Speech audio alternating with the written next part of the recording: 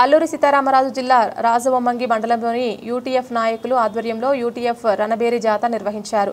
రాజవొమ్మంగి మండల కేంద్రంలో ప్రారంభమైన జాతను రాజవొమ్మంగి సీఐ గౌరీశంకర్, ఎస్ఐ శివకుమార్ పర్యవేక్షణలో పోలీసులు అడ్డుకున్నారు. కొంతసేపు ఆపి జెండాలు లేకుండా వెళ్లాలని షరతులతో రణబేరి తిరిగి ప్రారంభమై సింగనపల్లి గిరిజన సంక్షేమ బాలికోన్నత ఆశ్రమ పాఠశాలకు చేరుకుంది.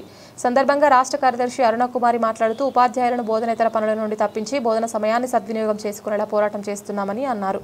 ఆశ్రమ పాఠశాలల్లో ఎస్జీటీలను వార్డెన్లుగా తాత్కాలికంగా నియమించడం, ఏఎన్ఎంలు లేకపోవడం వంటి పలు సమస్యలపై ప్రభుత్వం స్పందించకుంటే రాష్ట్ర స్థాయి ఉద్యమం చేస్తామని అన్నారు. ఉపాధ్యాయ ఫెడరేషన్ ఆధ్వర్యంలో రోజున విద్యారంగంలో ఉన్నటువంటి సమస్యల మీద ప్రధానంగా ఉపాధ్యాయుల్ని బోధనేతర పనుల నుంచి తప్పించాలని, ఒత్తిడి లేనటువంటి బోధన కొనసాగించేందుకు ఉపాధ్యాయులకు పరిస్థితులు కల్పించాలని, రెండవది ఉపాధ్యాయులు దీర్ఘకాలికంగా ఎదుర్కొంటున్నటువంటి ఆర్థిక సమస్యల మీద కూడా రణబేరి జాత నిన్నటి రోజు నుండి 19వ తారీఖు నుంచి 15వ తారీఖు నుంచి రేపు 19వ తారీఖు వరకు కూడా రాష్ట్ర వ్యాప్తంగా 5 ప్రాంతాల్లో నిర్వహిస్తా ఉన్నాము.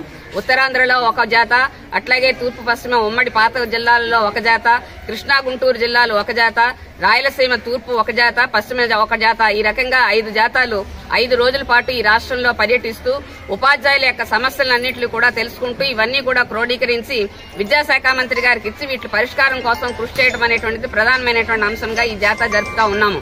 ఈ రోజున విద్యారంగం తీసుకున్నట్లయితే విద్యాశాఖ మంత్రి గారు అత్యున్నతమైనటువంటి పౌరులను తయారు చేసినటువంటి వాళ్ళుగా కోరి నేను విద్యాశాఖను తీసుకున్నాను అని చెప్పినటువంటి విద్యాశాఖ అధికారి గారు ఈ రోజున విద్యాశాఖ మంత్రి గారు చేసినటువంటి సంస్కరణల ఫలితము ఉపాధ్యాయులకి ఏ రకంగానూ కూడా అనుకూలంగా లేదు అనేటువంటిది వాస్తవమైనటువంటి విషయం.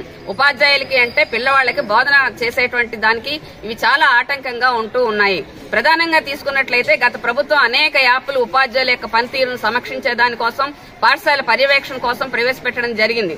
ఆ రోజున ప్రతిపక్ష నాయకులుగా ఉన్నటువంటి వారు ఆ రోజున ఇచ్చినటువంటి హామీ విద్యారంగంలో మేము అధికారంలోకి వచ్చిన తర్వాత ఉన్నతమైనటువంటి మార్పులు తీసుకుని వస్తాము, ఈ బోధనేతర పనుల యొక్క భారం తగ్గిస్తాము, యాప్ల భారం తగ్గిస్తాము అని చెప్పడం జరిగింది. ఆ మేరకు ఈ రోజున ఉన్నటువంటి యాప్లన్నింటినీ కలిపి ఒక యాప్ చెప్పి ఆ యాప్ లో ఓపెన్ చేస్తే మిగిలినటువంటి 14-15 యాప్లు రావటమే కాదు, అంతకు మించి ఈ రోజున ప్రతి అంశానికి కూడా ఉదాహరణకి విద్యార్థులకి మేము ఉచితమైనటువంటి పుస్తకాలు ప్రభుత్వం సరఫరా చేసినటువంటి కిట్స్ ఇచ్చినట్లయితే అవి అప్లోడ్ చేసేదానికి ఒక యాప్, రెగ్యులర్ గా ఉన్నటువంటి MDM ఒక యాప్. ఇవి కాదు, ఈ రోజున జరుగుతున్నటువంటి అంశాలు పాఠశాలలో బోధనేతర అంశాలకు సంబంధించినటువంటి అనేక ఈవెంట్స్ నిర్వహించే దానికోసం దాని ప్రిపరేటరీకి కొంతకాలము, అది అయిపోయిన తర్వాత దాని ప్రెజెంటేషన్ కోసం కొంతకాలము, ఈ రకంగా ఒక అంశానికి సంబంధించి అనేక రోజులు బోధనేతర పనుల మీద ఉపాధ్యాయులు కేటాయించాల్సినటువంటి సందర్భం కనబడతా ఉంది. ఉదాహరణకి ఒక యోగా డే అనేది తీసుకుని చూస్తే ఆ యోగా డేకి సంబంధించి ముందు 5 రోజులు, తర్వాత 5 రోజులు అది ప్రెజెంటేషన్ కే సరిపోయినటువంటి సమయం. ఇది యాక్చువల్ గా విద్యా సంవత్సరం ప్రారంభమైనటువంటి సమయంలో ఉపాధ్యాయులందరూ కూడా పాఠశాలలో ఎన్రోల్మెంట్ పెంచేదానికోసం కృషి చేసేటువంటి సందర్భంలో ఇలాంటి ఈవెంట్స్ కండక్ట్ చేయడం ద్వారా, అట్లాగే తల్లిదండ్రుల సమావేశం, మెగా పేరెంట్స్ టీచర్స్ మీటింగ్ అని చెప్పి అన్నారు, దానికి ఏమీ వ్యతిరేకం కాదు. దాన్ని ఎలా నిర్వహించాలి అనే దాని మీద 10 రోజులు, అయిపోయిన తర్వాత మరొక 5 రోజులు రిపోర్టింగ్ కోసం, ఈ రకంగా అనేక రోజులు బోధనా గంటలు పిల్లవాడి నుంచి ఉపాధ్యాయుని దూరం చేస్తా ఉన్నాయి. దీన్ని సవరించమని చెప్పని ఈ ప్రభుత్వాన్ని మేము ప్రధానంగా డిమాండ్ చేస్తా ఉన్నాము.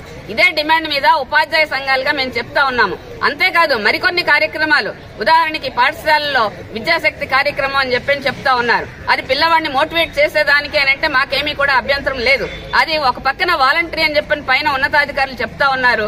గ్రౌండ్ లెవెల్కి వచ్చేటప్పటికి అది నిర్బంధంగా మారి ఉపాధ్యాయులు అనేకమైనటువంటి ఒత్తిడికి లోనటువంటి పరిస్థితి ఈ రోజున కనపడతా ఉంది. ఈ రకంగా బోధనేతర పనులతోటి విద్యా బోధన జరపాల్సినటువంటి సమయం అంతా కూడా ప్రభుత్వ పాఠశాలలో ఉన్న